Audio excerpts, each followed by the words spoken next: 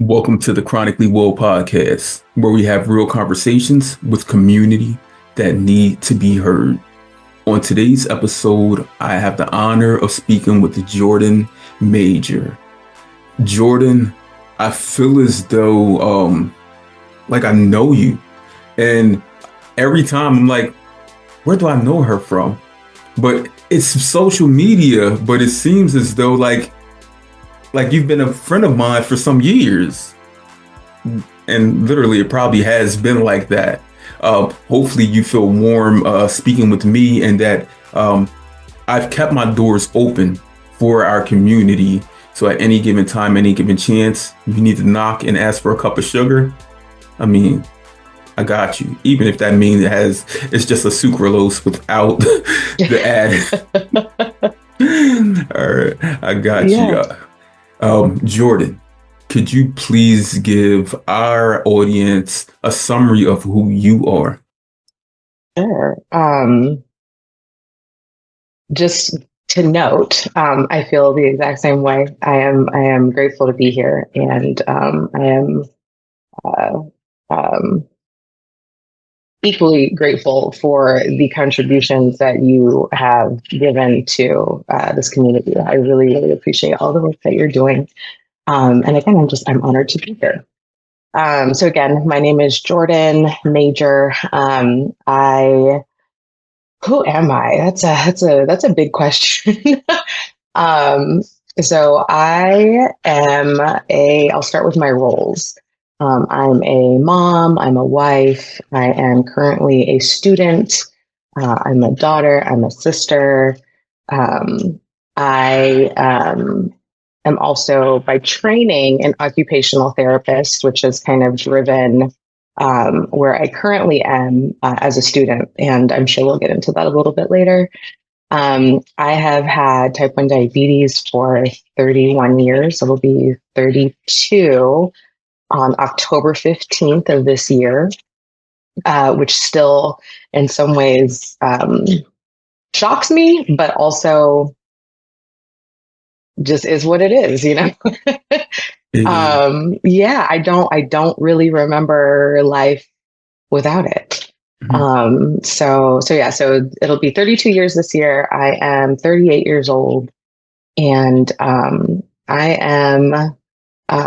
love people. I enjoy meeting new people. I enjoy connecting and talking, and I will literally like randomly see somebody out in public and be like, oh my gosh, your energy is so great. Can I give you a hug? They don't always hug, but I'm very much a hugger. And yeah, so that's me in a short, brief, quick nutshell. Of who you are. Yeah. Thank you for that formal introduction of who you are. First thing, I was like, when you said 31, going on 32 years living with type 1 diabetes, and I'm looking like, oh, she was diagnosed as a baby, babe. Like, but then you said at 7 years, you said 7 years old, 7 years young, 7 years young, you were diagnosed. 31 plus years ago. Like, wow. Yeah. Yeah, that takes us back in time. Like, you were a 90s baby. Yeah, I was equally a 90s baby. Yeah. And still am today, I was gonna say, it doesn't go away. That's our era. They can't take it from us, Never. But again, I'm honored to speak with you, your mother, your wife, student. You mentioned a lot about family, and a lot like family for me is everything. I love hard. I tell people that all the time. But at the same time, I'm also an emotional thug. Meaning, like I'm tough, I'm strong, but at the same time, like I cry, like I don't mind sharing and showing my emotions. And I could feel that energy from you when you were talking about how you're a people person. Yeah, absolutely. And are you a Pisces? I am not. You're not? Okay. You won't guess it. I did. Well, as a Pisces, I've been told I don't follow astrology and all that too much, but I do know that like as a Pisces, we're like you said, emotional gangsters, and we're not afraid to let folks know how we feel. But we're also very good at going into hiding. So when we don't want to address or acknowledge something, we're pretty good at not. But all that said, like yes, yeah, family is huge for me, and yeah, like I enjoy calling friends family, right? I'm just really big on community and making sure that the energy that is in the space physically or not that I'm in feels that they feel supported, and everybody feels good about being um, part of that connection. So yeah. You're you have a full circle, and it has to be balanced out. I mean, everyone's not always going to be like, yeah, yeah, yeah. Of Some people course. gotta be like, I need some help. So you can Exactly. help bring them up and level Yeah. out this surface. Some Yes. people just extend hands like Yeah. yourself. Extend Yeah. that olive branch and keep it extended, even when you're in your Pisces energy and you want to go like you're a hermit crab in a small shell, but inside that shell, you're this big. But Mm-hmm. sometimes when Mm-hmm. you come out, you're like, I'm going back in my shell. Like, Mm-hmm. but Yep. but nobody's gonna step in your shell because they'll get pinched. Exactly. 100%. Right. Yeah. Where are Yeah. you from? So I grew up in LA, so technically Altadena, but everybody's always like, "Where's that?" So Altadena, Pasadena area is where I'm from. I grew up there. My parents still live in the house that I grew up in, so that is we are privileged and grateful for that. Um, so I grew up there, went to high school there, and then I went to Cal Poly Pomona for my undergraduate degree, which is about, I don't know, like 20 minutes from, it's still within LA County. And then after that, I moved to Illinois, to Chicago, to go to Chicago State University to get my master's degree in occupational therapy. One of my best friends went to Chicago State. Really? Hmm. And Huh. he's a master social worker Yeah. at John Hopkins now. Okay, cool. Yeah. Yeah. That was an awesome experience. I loved being in Chicago. I love the folks over at Chicago State. I still talk to them to this day. Did you like the Um, weather? I did. Everybody's always like, "Oh my gosh, I It growing up was in ill. LA, like it's you get rain and sun, and it's mostly sun. So it was really cool to see the different seasons. And the cold was very, very cold, and the hot was very, very hot. So it was an interesting experience for sure. But I also was only there for about 3 years. So if I had to be there for longer than that, I don't know that I'd be I able to got handle you. the weather. Okay, because I know Tony told me in the 90s that it never rains in Southern California. Hmm. But you just was like the sunshine or the rain and But also, it rains. It really doesn't rain that much. okay. Like, it's shocking when it does. Nobody knows how to drive. Everybody stays inside. And you're from what did you say? Altadena? Hmm. Hmm. Pasadena. I'm trying to think, Cypress Hill? Were they from that area? That is a good question. I don't know. Okay, I'm like I I've don't know. heard that name before, and Yeah, and it's somewhere in my hip hop memory yeah, yeah. It could because be. I have a bag of tricks back there. I'm Uh like a huh. hip hopologist. Yeah, yeah. I do know that. Oh God, what is that song? Jay-Z said something about drove through Pasadena and the Lolo or something, and like I don't remember what song that is, but Pasadena and Altadena are kind of like Connected. combined. Yeah, and Altadena is like right above Pasadena. And I don't know if you know of the Pasadena Tournament of Roses, like the Rose Hmm. Parade. Yeah. So that's another reference for some folks. But yeah. So that's where I grew up. Those are And my stomping grounds. that's just your stomping grounds. Who did you grow up with? Both my parents. My brother is 14 years older than I am. Wow. So, yeah, so he was around, but by the time I think he graduated high school the same year I graduated kindergarten. So,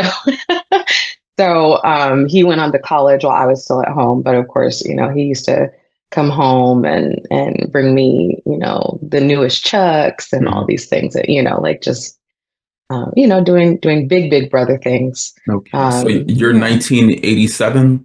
86. 86. Okay. I was like Yeah, 87 when I was thinking 87, I was like Aeropostale. So your older brother was like more so another parent. kind of. Yeah. You know, Now he that you didn't put it that way, I never really thought about it like that. But look, my daughter is 14 and she has a dust allergy. And I tell her that dust allergy is going to help you keep those dusty boys away. You hmm just say I'm allergic dust and that made me think about you and having an older brother who's 14 years older than you. Like yeah, people knew, like, yeah, stay yeah, away. yep, And yep. being from the LA area, I'm thinking Inglewood, the movie, The Wood, hmm the young lady, her brother, Stacy, was like basically kept her protected. Yeah. That's yeah, my brother was definitely that way, but my whole family, like Family. we're very close. So, it was also uncles. My dad is one of five boys. So, we're a very um I don't want to say like male powered because they are very sensitive. Emotional thugs. Yeah, yes. But like we're very close knit. And again, my dad, so the house that I grew up in was also my grandparents' house. So on my dad's side. So my family has been in Pasadena, Altadena for before my brother was born. So longer than, so since my dad was actually born in Chicago and a couple of his brothers were born there. And then my grandparents brought them to Pasadena where they figured it out and then bought the house that my parents still live in. So, so our name, our presence, it's not like, super well known, but in Mhm. terms of the community and, the different schools in the area and, like people know who we are. Know So you. we're pretty, yeah. So we're You're pretty well pretty connected. well connected, prominent in the Yeah. community. Yeah, when you were just speaking, I was like, huh, I wonder if people call her dad like the mayor. No, it's Big Phil. Big That's Phil. Okay. it. Look, and now that has me thinking about Fresh Prince. Like Uncle Uncle Phil. Yep. yeah, that was Yep. your dad. Yeah. Oh Yeah. man. Yeah. And you have a brother. How many siblings do you have? Just one. Just Just my one. brother. Big brother and a little sister. Like really, like that Yeah. big age gap in Yeah. between. You does your brother have children He does. He has a son. He is 28. closer to your So age than your it's close. brother is? Yes. That's what I was getting at. Yes. Yeah. Yeah. Right, And right. we're close. And yeah. I've got some cousins as well. So we all pretty much call each other siblings, even though we're cousins. So, yeah. What's your family's background? Um, you mean in terms Like of heritage, culture? yeah. So my dad, like I said, was born in Chicago, but then his people were from Tennessee, Tennessee. So my dad's side of the family is Black. Again, that's we've done like the ancestry or 23andMe, one of those things, Hmm. just to kind of get Same. a feel for like who, where, what, when. And it doesn't go that far, so we don't know much. But what we do know is pretty cool and seems to align with a lot of the family stories that they have. So that's a cool thing to have. And actually, one of my youngest son, we based on our ancestry results, his middle name is my grandpa's name. Gotcha. So yeah, so I was like, my husband and I saw the name, and we were like, oh yeah, that's dope. Like we should use that. So Mhm. yeah, so that's my dad's side. And then my mom's side, she is from Kentucky, born and raised in Kentucky. And she is one of nine siblings. So big families. There's four girls, five boys on her side. And my mom's family is white, and my grandma is actually turning 100 this year in April. Biggest congrats to So grandma. yeah, Let's I'm like, celebrate her. girl, yes, we are having a big party for her. But yeah, like, I'm like, what was your secret? She's like, have nine kids. I'm like, absolutely not. Mm, I'm not doing I'm not doing look, that. not today. Yeah, because Not today, not I ever. think my dad's one of 11 and my mom is one of nine. So yeah, like my parents have like 19 grandchildren. I'm trying to think they have seven great grandchildren now. Like Mm-hmm. yeah, and Yeah, yeah. they're not even 70 yet. Like Yeah, I know. That's wild. That's wild. But it's also great. That's great. it's great. Yeah. You Uh, get to continue that legacy. right. Yeah. Yeah. Um, so you were diagnosed at Hmm. 7 years young.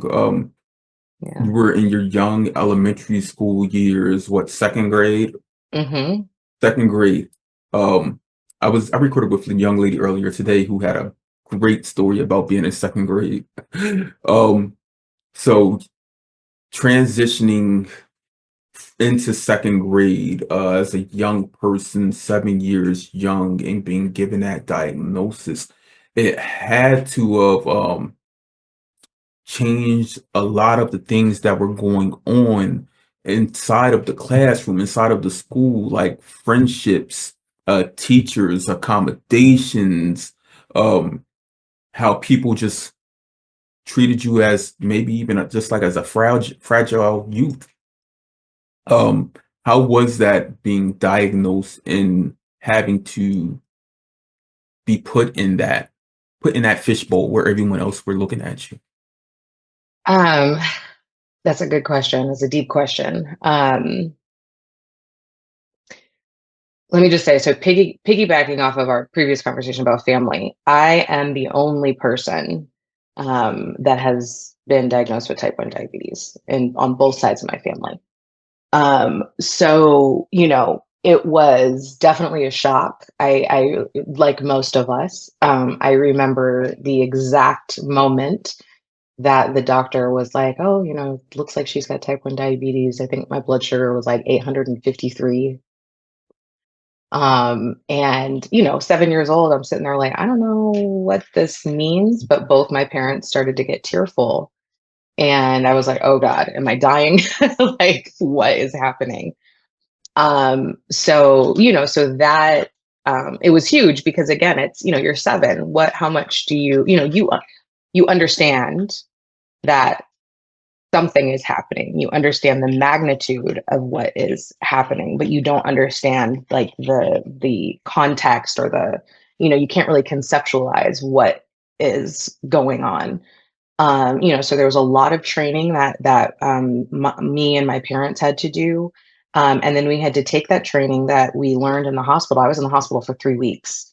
So we had to take that training and then take it to school, right? And teach, we had to have conversations with every single teacher that I had any kind of interaction with.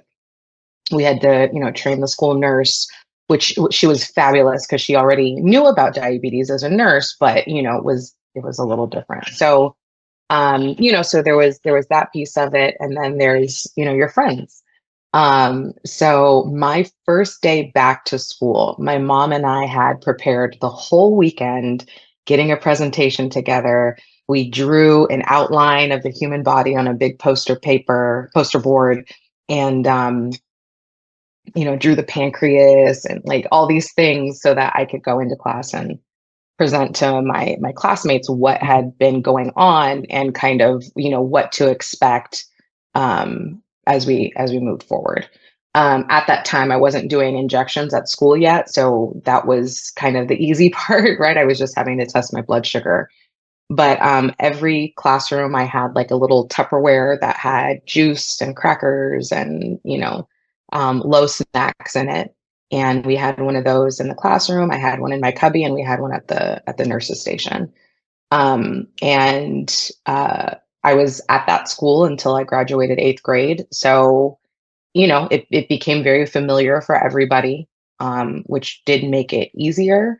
But again, like that was a privilege, right? To be able to stick with the same group of people for that long and get them, and know that they knew how to help support me in whatever ways I needed. I must first commend um your parents, commend the medical team and staff, because it seems as though your parents were gifted resources and some education that a lot of times are skipped, and they expect 100%. people to just pick it up as they go.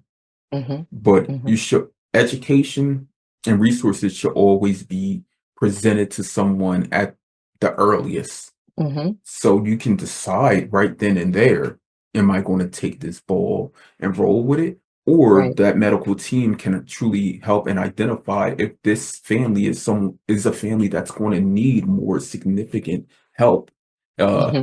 in more therapeutic ways, Hmm. because this diagnosis of type 1 diabetes is a traumatic experience. 100%. It really is, and it's shocking to me.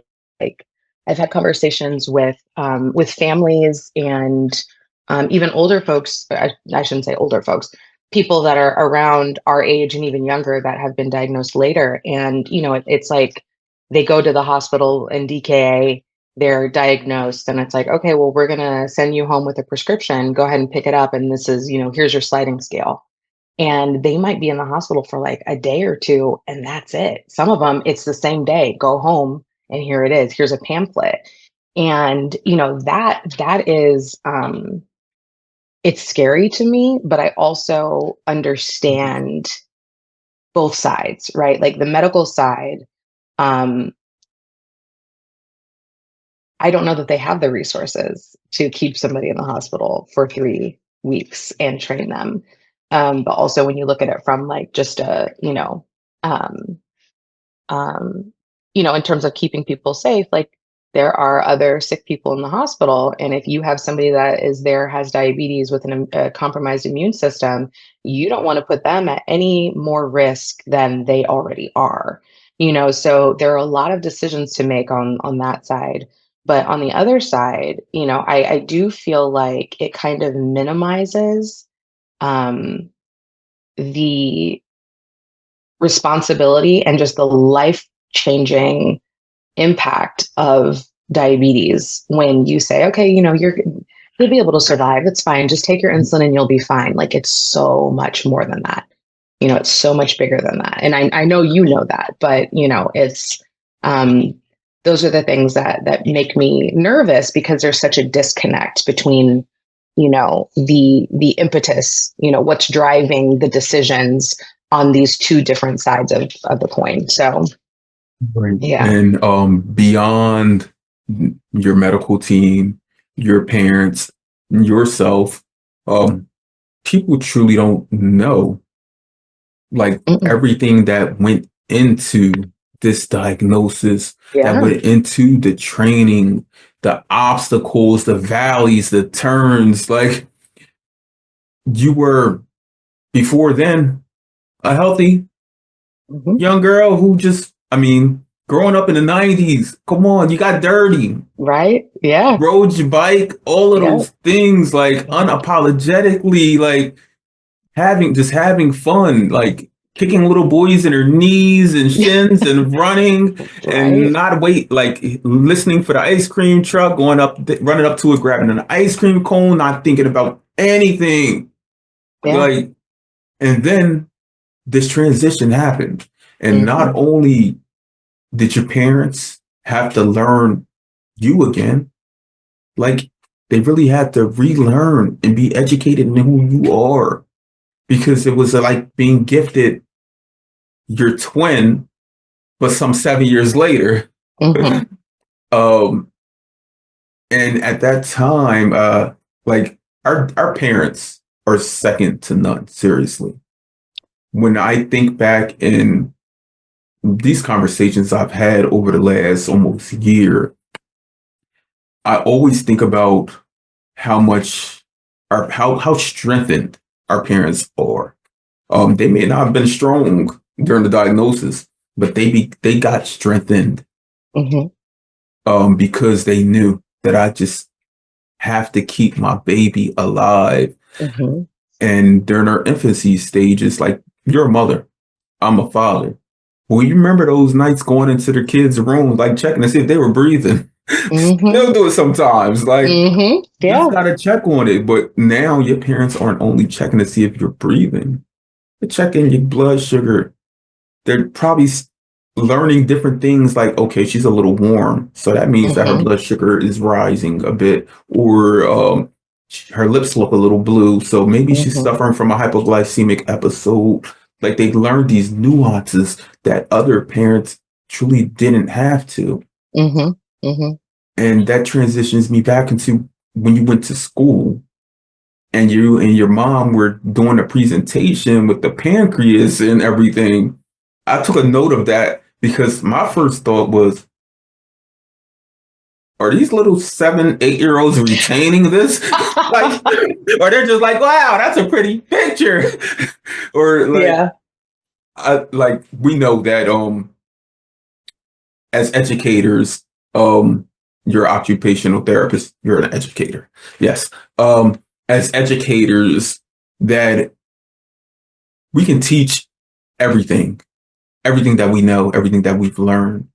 And everyone may not be able to take in that and use it, Mm. but there will be small sparks that come about throughout your lifetime. Like, I don't know why I took pre-calc or whatever, but there's going to be small things and you can be like, that's where it came from. That's what it Mm-hmm. is. And I Mm-hmm. guarantee even today, 31 and a half years later or so, that little Johnny and Becky and all of them, they remember something. Yeah. Yeah, for sure they do. For sure. I mean, I've had people tell me, like, I remember that time that you went low and, and I walked you to the office, things like that, where I'm like, wow, like, yeah, I do remember that. Thank you. Right. But I also, I want to say too, on that note, and we can get more into this later, but like the idea that what you say may not be translating. Um, and that's been a huge thing for me in this PhD process, right? As I'm getting my PhD, really trying to take my experiences, but also the data, right? The science that backs up my experiences and tie the two together in a way that helps people really fully understand what it is that I'm saying. And it is hard. It is hard, especially when, like these are people that do understand to a certain degree, but unless you're type 1, or unless you have diabetes, like people may not, you have to find the way to describe and analyze what it is that and what you're experiencing in order for those people to figure it out and to truly understand. So it just takes practice. It takes work. It takes Right. repetition, and it also takes repetition and work on our end in terms of what it is that we're doing so that we can actually fully understand what it is that we're doing, you know? Right. It's almost as though like you've been practicing for this dissertation for the entirety of your life, Hmm. but at the same time, it wasn't recorded. Right. Like, wouldn't that have been nice if like 7 year old Jordan, like someone came from above and God was like, Right. you're going to be going through this PhD program, so you might want to start pressing record. Right. Exactly. Where are all the data points here? Right, right. Yeah. Yeah. Because like it's your lived experience Yeah. and it's Yeah. nonstop. So you know that there's going to be small things that You miss.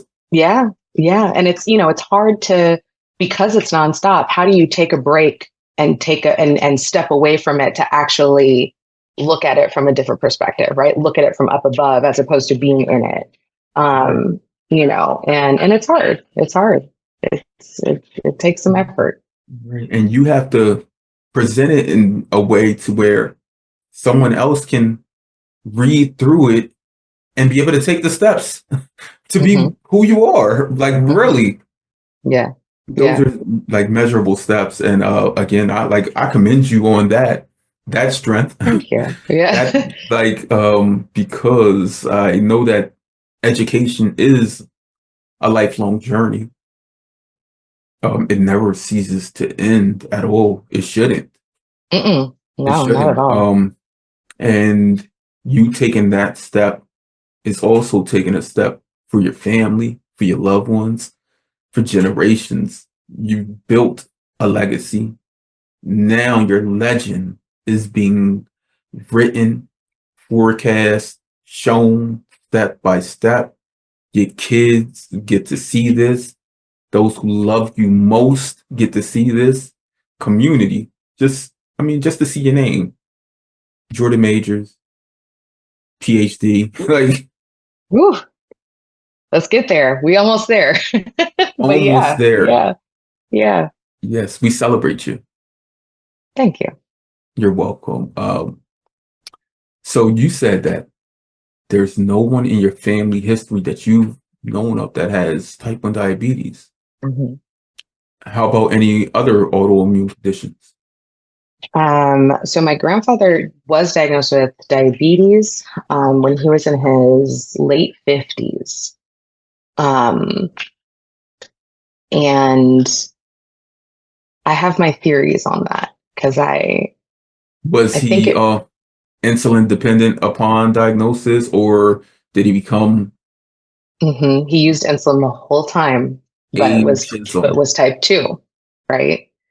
Um, so, I really, really wonder. And again, we're talking like the 80s, he was diagnosed, Right. So, Not until the mid to late 80s did they recognize older people as being able to have type 1 diabetes. right, Yes.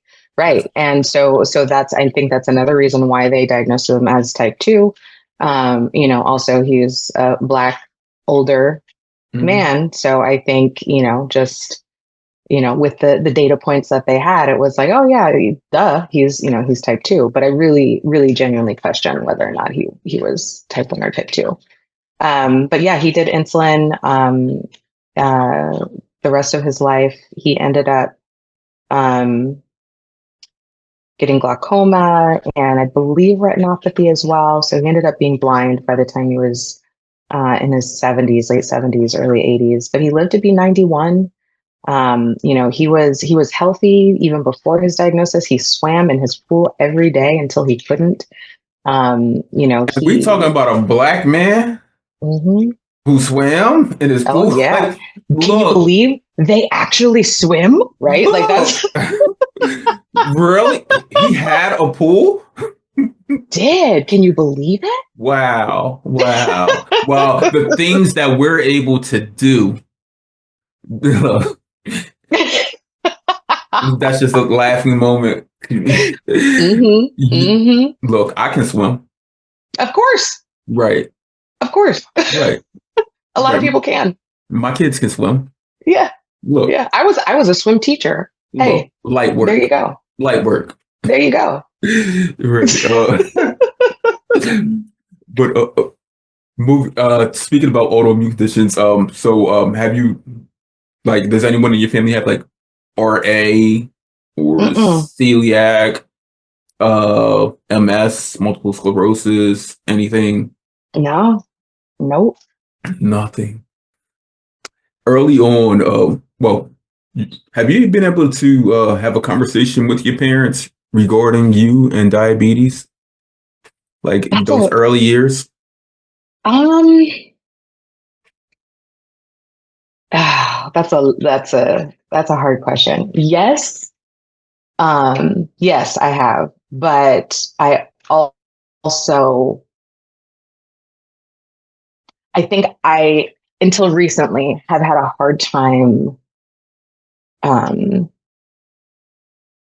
understanding how much my diagnosis impacted them. So we have different recollections of how things occurred, right? And that used to really bother me. Sometimes I would even tell them, like, I feel like you're gaslighting me, right? And it's like, but I really had to sit down and think about, like, this wasn't just something that happened to me, you know. It happened to all of us, and we all dealt with it in different ways, and in ways that none of us, neither of us will ever understand how the other person handled it. Even through talking about it, I think, there's just things that again, like we talked about before, that can still be told but remain misunderstood because it's not the experience of the other person, right? There's just that disconnect there. So we've definitely talked about it. And funny enough, we were in Altadena for the holiday, and I had mentioned to my parents, that I have been depressed for a really long time. And my dad seemed really affected by that statement. And I tried to explain to him, like, it's not you. It's nothing that you guys did or didn't do. Like, this disease is just really hard. It's really hard. And, most of it falls on you, the person living with Living with it. And, and he was like, well, as your father, I feel like I should have known. I should have been paying attention. I said, no, like, that's not what it's about. This is the part of the journey that I have to go through and I have to work through. And, I have been actively doing that for a while now, but it took me realizing that I could do better and that I wanted better for myself, and for the people around me that were, experiencing some of the not so lovely things that are deep within myself. But, I wanted to be better. I wanted to be more aware. I wanted to, make sure that I was able to, break cycles that I knew were impacting my ability to live my day to day. And then, when my husband and I started talking about kids, it was like, yo, like, I need to get real serious about this and really think about what impact this has on not just the immediate, but if we do have kids, how is that going to affect me later? How is that going to affect my partner later? How is it going to affect my kids? So that's really when I started to focus on that piece of it. But again, like, bringing that up to my parents, as parents, we internalize, we think that, like, oh my gosh, I was, I did so much. I was trying so hard and I never noticed this, that, or whatever. But, it's not for us to always notice. All we can do is continue to support. And that's what my parents did. They did the best that they could with what they had. And, I don't fault them for Anything. anything. This is just the nature of the beast. Right. So, parents, let me take this time to have a conversation with you, because like, I've done a lot of work over the years in mental health, psychological traumas, and physical trauma and welfare. But today versus yesterday are two totally different courses. Yesterday, when we think about, let's just go back 20 years. When you were 18, 20 years ago, when we think about faster acting insulin today, the technology,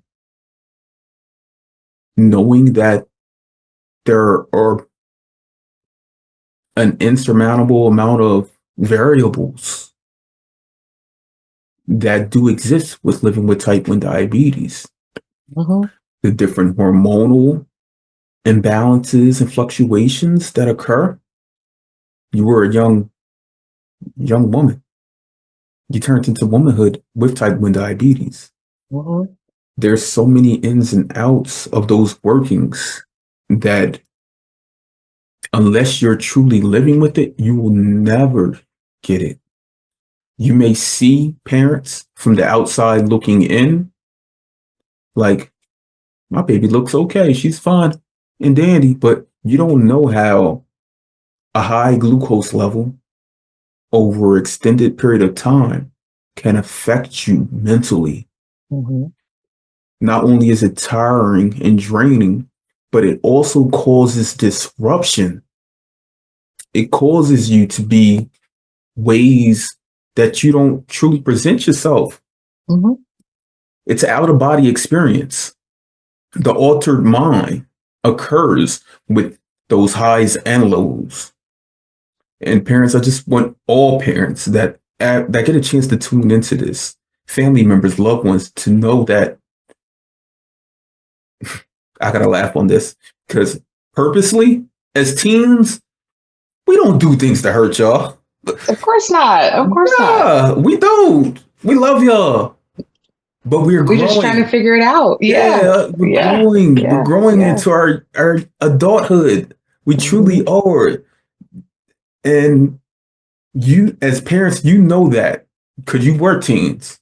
But just think this: if you were a teen and you had to carry this load of 1,000,001 other variables, 180 plus more decisions on each day. That's a lot. When It's a lot.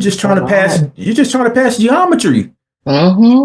You trying to figure out why this boy dodging you, Jordan. Mm-hmm. like, Yeah. Yeah. like Yeah. It's a all of those lot. types of things. Trying to play sports and just be a normal everyday teen, hang out. But diabetes and the variables are something that aren't presented to people until you grow with them and you Mm-hmm. learn from them. And today, like you have acknowledged that you understand that. You understand that. That's why you're able to have the conversations. Yeah. Yeah. And they're so important. They're so important. And actually, so for my dissertation, that's what I'm focusing on, right? I'm looking at diabetes distress during pregnancy, and just I guess as a definition, diabetes distress is defined as the burden of diabetes on daily life, right? And essentially how it's compounded and manifests and results in higher blood sugar levels and anxiety, depression, a lot of these things, but they're separate from mental health diagnoses, right? So it's specific to people that are living with diabetes. And um, this concept of diabetes distress has been studied, but it has not been studied in pregnant people. And when you look at pregnancy, and parenthood too, but that's my next study, right?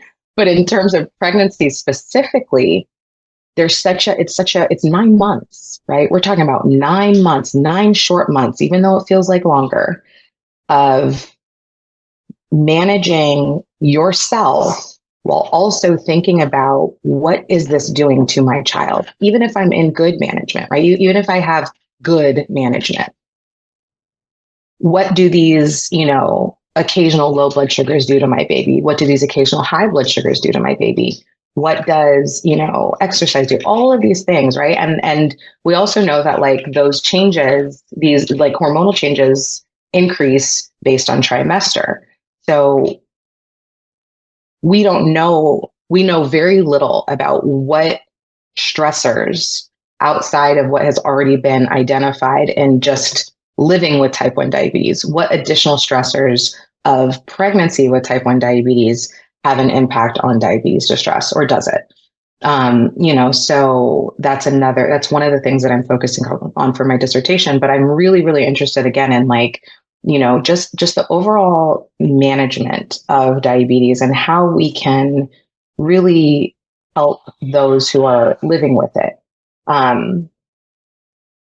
A lot of research is done on finding a cure. And I love that. Excuse me. I love that. And I appreciate that. And I am grateful for it.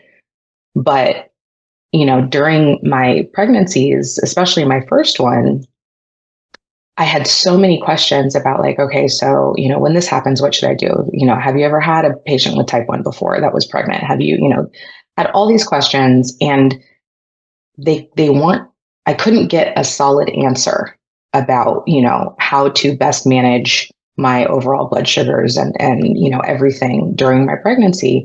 And I was frustrated and I felt alone. And, this was also during COVID. So it was like, oh my God. So not only is this COVID, not only are there reports coming out about Black maternal health and how, Black women are at a higher risk of death and all these other, comorbidities, as well as babies being 2.5 times more likely to die, if they're born to a Black mother. So I'm over here like, okay, so not only is there COVID, I also have type 1 and nobody can answer the questions related to that. And I'm a Black woman giving birth to a Black baby with my Black husband in the room with me every time I go to the doctor. Like, it was terrifying. It was terrifying. And I kept thinking to myself, like, I can't be the only one, right? Like, I can't be the only one, because prior to, our group chat and I didn't have anybody that was, that I knew that was type 1. I had a couple of friends from diabetes camp that I went to when I was like 12. And, on occasion we would keep in touch. But, it was just like, what's happening? Like, how am I supposed to navigate this and feel even more lonely than I did before in trying to figure out, like, am I going to be okay? Is everything going to be all right? Am I going to die during childbirth? Right. Like, right. So on top of, like you said before, being diagnosed with type 1, being a traumatic experience, add another level of, medical care to that. And that's a whole other, it's an additional level or layer of trauma that you're then having to, process and go through and navigate, So, I don't even know how I got on that tangent, but I can tell you exactly how you got on there. So first, you're talking about the stressors during pregnancy as a person living with type 1 diabetes. And I had a whole lot of things in mind, but I have a cousin who's a type 1 diabetic, first cousin. And when she was going through labor, like, she had so many issues. Her heart stopped and she almost passed. But it was due to stressors that she was dealing with, hormonal stressors, just the stressors you were mentioning about being a woman of color, not feeling validated or valued as a person who's seeking this medical advice and medical attention. No one was able to give you any answers. And then you spoke about a cure, and I mean, that's valid. Like, I follow that research like probably more so than anyone in the general public. That's like my thing. But also, when you said that, I was thinking about you growing up in that LA area. You've witnessed a lot of gentrification. We cannot let the cure become the gentrification of diabetes, meaning that if you step into a community that is filled with, let's just call it how it is, like piss poor, and it needs help and nurturing, you need to reach out to those communities and see how you can better support them instead of just building over the blight. We can't just build over that and keep building up until you no longer see it, because it's still there. Right. The inner workings of it is still here, embedded in your heart, embedded in your soul, embedded in the people, embedded in the culture. We cannot let a cure stop Jordan from her research, Yeah. learning about the stressors of pregnancy with diabetes. Yeah. And Or just living with diabetes, period. period. Like when I've done a lot of the reading that I've done, it's like everything is very little is focused on, I shouldn't say it that way. Let me rephrase. The majority is focused on the mechanisms that can lead to a cure. And again, I appreciate that. But I also know that there are millions of us that also need to figure out how to navigate day to day. And if, the research is what drives medicine and intervention, right? So if the research is lacking in terms of the day to day and certain strategies, tools, techniques, even like the technology is great, but we know that there are disparities in technology as well, right? So, like you said, we need to start with those on the margins and really look at, where what is the biggest issue, right? What is the hardest part about managing diabetes? And most of it is going to be, the numbers, right? Like how do we get everybody to have an A1C of 7 or below, right? The national average of A1Cs is above 8.5. Right? That's huge. And we know that long term, that has a very significant impact on how everybody lives day to day. It has a significant impact on the medical system. It has a significant impact on the money spent, both through government, but also personally. It has a significant impact on death rates, right? So how can we better accommodate those who need the support, because the cure is not going to be the end all be all, right? And I'm going to say something. You keep on doing that. Just say it. Unapologetic. Unpopular opinion, right? But I don't know that I want a cure. I don't know that I want it.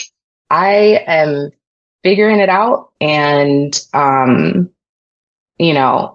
maybe I need to talk to my therapist about it, but like right now, I'm okay. But I'm in a position, I am privileged enough to say that I'm okay and I don't need a cure. But I also know that a lot of things that have suggested a cure up to this point come with additional medications, additional management of other things. And I'm like, I just wouldn't want to deal with that. Now, that's just me. That is just me. But until we find a cure, we also need to figure out how to live. Right. How to be our best. Yeah. Look, and I wrote down here, I wrote preach. Preach. Because we know with us being, we're people of color. You know how many times I've gotten organizations reach out to me and they're asking, how can we get more people of color involved in these things and whatnot? And my true heart tells me, first, open up an Instagram page, type in type 1 diabetes. What the do you see? Change the algorithm. You want to reach people? Meet them where they are. Show them. Yeah. Give them a voice. Right. Give people a voice. Yeah. Yeah. Yeah. If you got a steady feed of, call it like it is, white people living with type 1 diabetes, when we know globally, there's a greater percentage of people of color. India has the highest population of people with type 1 diabetes in the world. Yeah. It is what it is. Meet us where we are. Instead of asking, how can I get more people of color involved? Show us. It's easy to create an ad. With AI today, Just make it. Yeah. Show people what they want to see so they can believe. Like I see Jordan and I see Will in this ad and I hear how they're talking, how they're passionate about certain things, and just off of face value, people seeing us, they're like, yeah, I can be that. Yeah. Absolutely. Absolutely. It's hard. It's hard. I've seen a lot too about like pregnancy and type 1 lately, which I love. I think it's great. Um, and again, it goes back to the messaging. How do you get the message out that it's doable, but it's not easy without it being like, oh, well, and I make every meal every day. And it's like, and I, sign up for the subscription and vote. And I'm like, okay, yeah, but not everybody has that kind of access. So, but also not everybody has access to Instagram. Not everybody has access to, social media. So, I'm in that space where I'm really trying to figure out like how do we do that? And a lot of it is going to be you know, looking at, doctors' offices, hospitals, community centers, and really trying to connect with folks there and let them know like you're not alone. And there are plenty of people out there that are going through similar experiences, whether you're pregnant or not, right? Like there's help. It's just, making sure that people know that it's there. Um, so, for those organizations that are reaching out, do the work. You don't get to just ask somebody that has, a following like, hey, where are all the Black folks at? Right. Like Right. it doesn't work like that. Like you also, and you can ask, but also you need to figure out how to become part of that community as well. You can't just have a spokesperson for you that speaks to you about what's needed there. Like they need to become part of the community. Right. And each person that's a part of it need to learn and be able to share information and Mm-hmm. resources so that the community can become whole or Mm-hmm. wholesome. Yeah. Yeah. Yeah. Let's get off of that. Right. We'll be able to talk about that forever. Because I already titled this "I'm a Hugger." Let's get back to Yay. this because you're talking about T1D and parenthood. That's the one thing that I have in your notes. Um, Pregnancy as a T1D, and I Mm-hmm. do want to ask you, how many children do you have? Two. Two children. Yeah. As birthing, going through all of that, you already spoke about like the decision with your spouse, your partner on conceiving and having a child. Um, that had to be a lot. Because we're trying to prepare for life. It was a lot. We don't want to Yeah. just freestyle it. No, no. I mean, and as a type 1, you can't. And sometimes you get that. You get that like one lucky shot, right? But like you can't just freestyle anything. Everything. I plan. 2 months ahead most of the time. Even though knowing that like, okay, it's not going to go exactly as planned, but like, that's just how I try to navigate stuff for better or worse. But yeah, it's,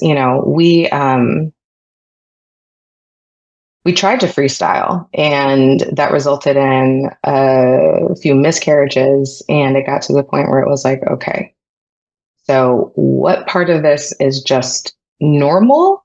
Because everybody's telling me, oh, it's totally normal to have miscarriages, and it's the technology. We have, such advanced technology that now sooner than anybody, in the past, blah, blah, blah, blah. But then how much of it was also my diabetes, right? And so we went through I went to a fertility specialist just to talk to them. And they were like, well, your A1C is too high. I'm like, it's 7.3. They're like, it's still too high. And I'm like, oh God, okay. So it was a lot of planning there. And then again, like during my first full pregnancy, it was again during COVID. So that was an additional stressor. And, we were, LA was shut down. So we were both working from home and not getting as much exercise. And I ended up with preeclampsia. Mm-hmm. And, so my first son was born at 34 weeks, but was a champ. And we had a 1 week NICU stay, which was another traumatizing layer of pregnancy and birthing with type 1. Based on a lot of research that I've done, that's typical, right? A lot of birthing people with type 1 diabetes, their babies end up in the NICU for a number of reasons. Oftentimes it's because the baby has low blood sugar. Other reasons may be because they've got like respiratory distress or something like that. So that was interesting. First one was very stressful. Second pregnancy, still stressful, but not as stressful as the first. Um, and ended up with a really big baby. And of course, everybody was like, well, it's because you're diabetes, you're diabetic. Blah, blah, blah. And I'm like, okay, but I was also a really big baby. So could it also just be genetics? I don't know. Right. So it's this constant like, okay, what is diabetes and what is just This constant normal? having to like defend diabetes. Yeah, Like, yeah, yeah, because there's a lot of stigma, there's a lot of stigma associated with it. And a lot of times I felt like, I was being judged or looked at as if like, you could have made better decisions. And it's like, well, here we are now. So what are we going to do about it? right. Um, and that said, again, in terms of us planning, like most pregnancies are not planned.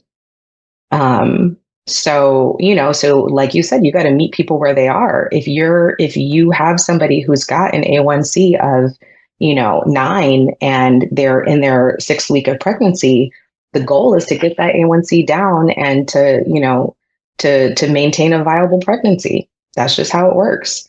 And that, that's just the name of the game. But also that requires a lot of support. It requires a lot of understanding. It requires a team of people to be able to do that.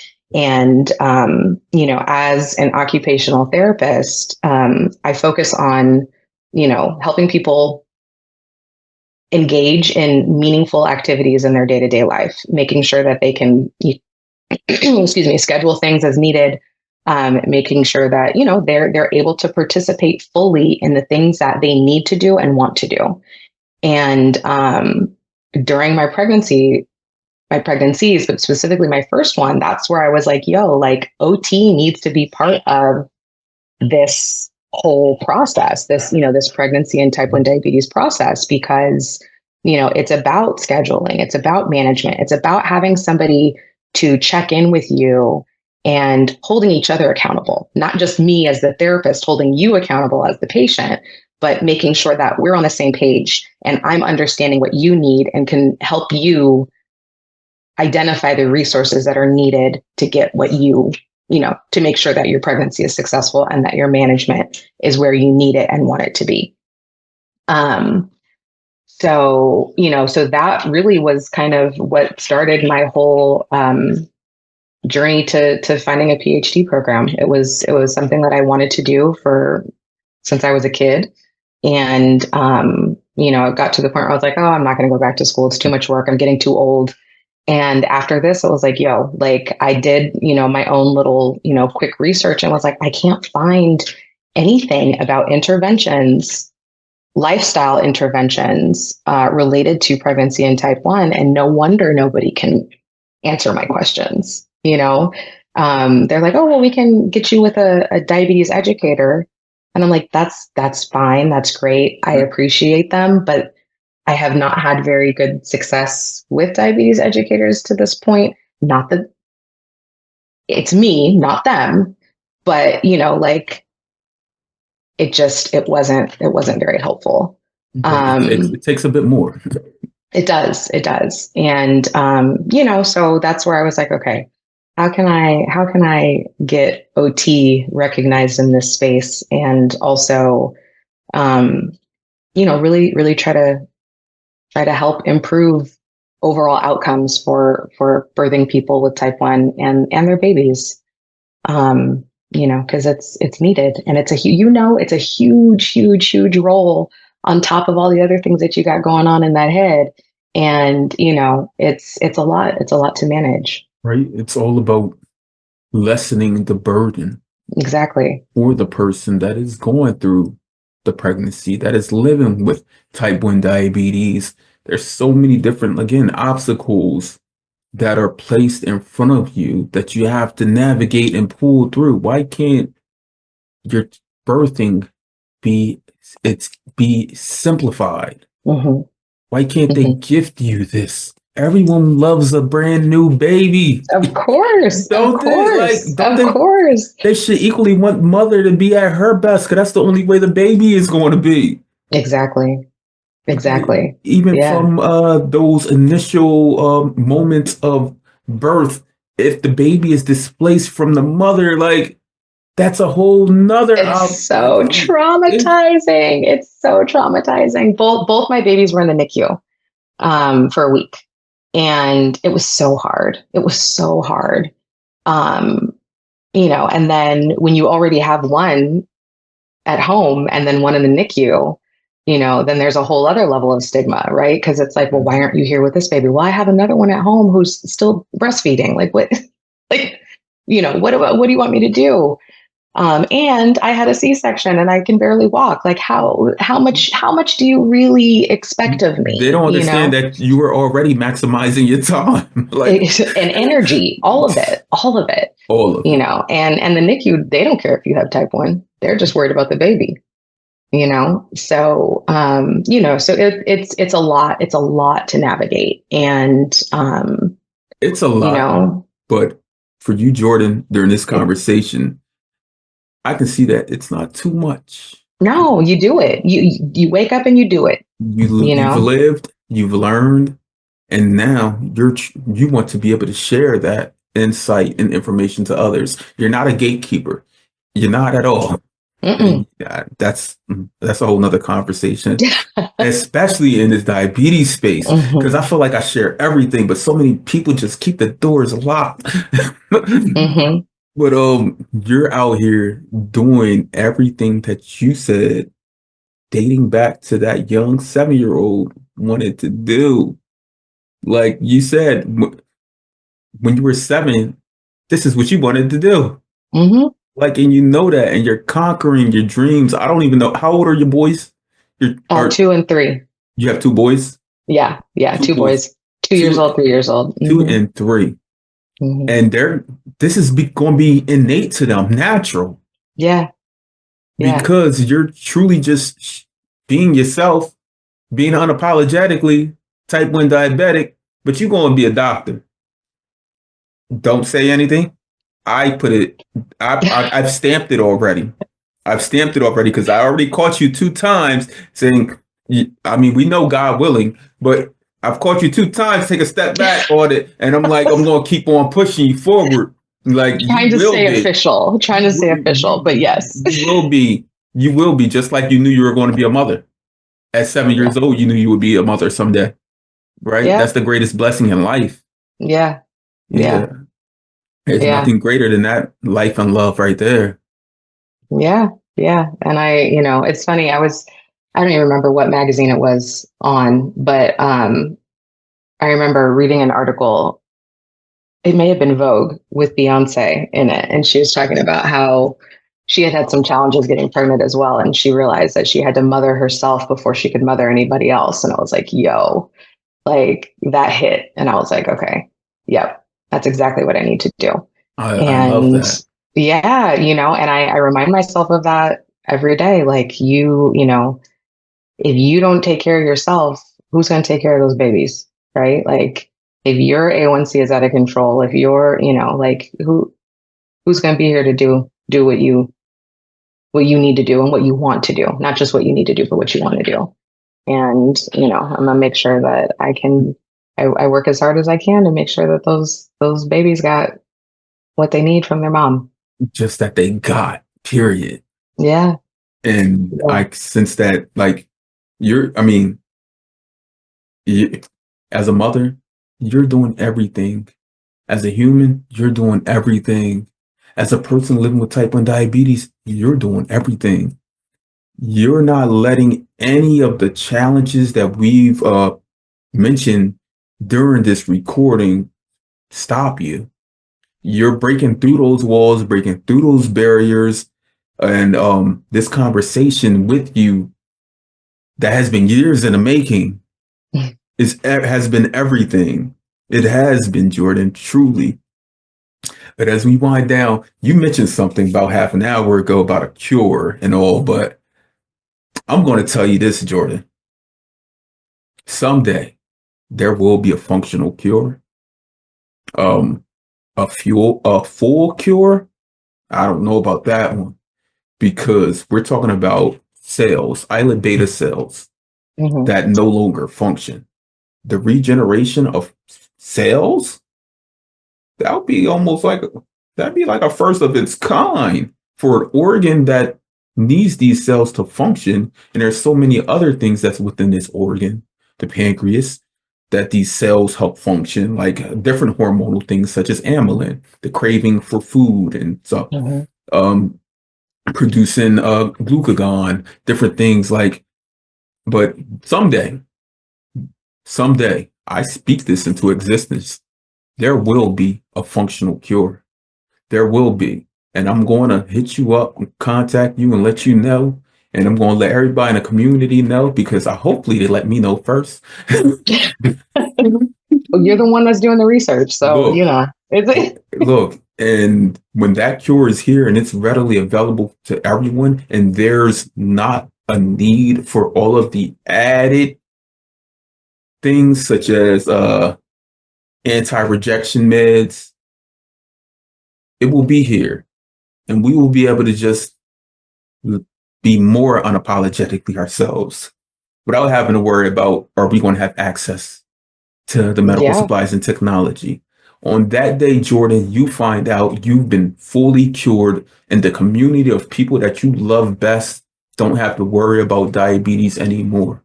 On that day, what do you do? Mm.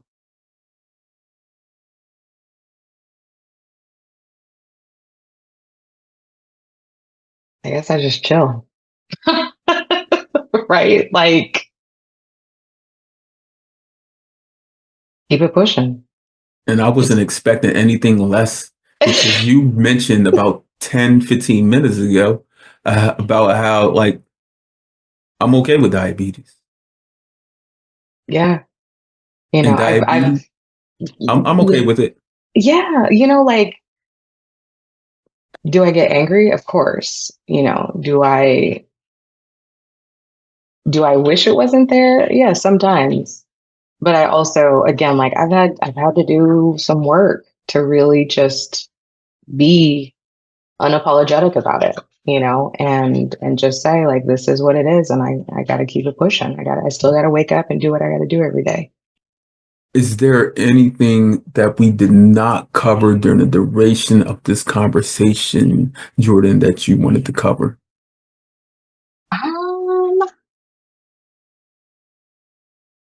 there's one thing that we'll have to catch up on, and I think, um, okay, so I know that there is an option to get my kids tested to see if they have the Autoantibodies. autoantibodies for type 1.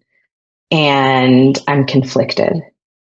And it's something that, I keep going back and forth on and haven't really talked to anybody else about. And you being a parent, I would love to have that conversation and maybe have another episode or something where we can get some other parents and talk about, what that process is like and deciding to do it or not, and what that means. Or, I'm going to just give you a quick summary of yeah. that. So, the autoantibody testing through TrialNet, which is free. You can Hmm. get done. You can also get a script through your endocrinologist for it since you're a person with type 1 diabetes. For the most part, I get people that have lived with type 1 diabetes or the ones who are on the fence about it. Hmm. Parents who have multiple children, one has type 1 diabetes, they'll get it done just like that because they remember the onset. They Mm-hmm. remember the onset of like when you were 7. Mm-hmm. So like when you go back and ask your parents if there was another sibling who was similar in age to you or whatever, they've probably been like, got to get that done because we know the risk of DKA on onset. That's the primary reason why I would. I've had my children screened. Okay. None of them have the auto antibodies that will lead to type 1 diabetes. So that, I mean, it's a plus, but I also understand from the mental health, psychological aspect of it. If you do find out that your child has an auto antibody that will lead to it, that waiting, that Mm-hmm. looking and seeing like, it could be gut wrenching. Mm-hmm. But I must ask this, would it be more gut wrenching to know and be able to prevent the onset of DKA, or even being able to extend their lives before diagnosis through, which is readily available now and accessible, T-Shield? Yeah. Um, would you prefer that over? I mean, no one wants that DKA. No, no. But also the treatment to delay onset is pretty hefty. Mhm. And then financially, like it's big too, and it may not be covered by insurance. So that's the other part, right? Where it's like, Yeah. so there's a lot of factors that play into it. And so I just it's Let's in have the that back of my conversation. mind. Yeah, yeah, I yeah. actually, on the Juicebox podcast, there was a mother on there this last week, and she mentioned that although one of her children does have type 1 diabetes, she did get the other one screened, but she's like, I'm not going to put him through the process of like teplizumab, T-Shield. She Hmm. said, we understand type 1 diabetes today. We can't prevent it. It's going to happen. Why would you hold back on the inevitable? Like it's going to happen. And Yeah, she said, I think it's better if my child was to get it young and grow with it, where I'm also educating their sibling and being able to help them also. She's like, I'd rather them experience it at a younger age than them going off to college and getting type 1. She's like, yeah, never. yeah, yeah, yeah. Yeah, I don't know. I It's don't so know. many perspectives. Of course. And it's all, there's no one size fits all, Not at all. So yeah, yeah. Not at But all. yeah, It's what's best for you exactly. and your Exactly. child Exactly. and Right. your partner, your family, everyone, Hmm. the entire Yeah. circle. Yeah. Yeah. Yeah. On Of that course. note, Jordan Major, may I call you my sister today? Absolutely. My Always. my sister. I greatly appreciate you for gifting me the honor of being on the Chronically Will podcast, where we have real conversations with community that needs to be heard. Jordan, you are someone that truly needs to be heard. Thank you. Thank you, Will. Again, I appreciate the opportunity and I look forward to many more conversations with you.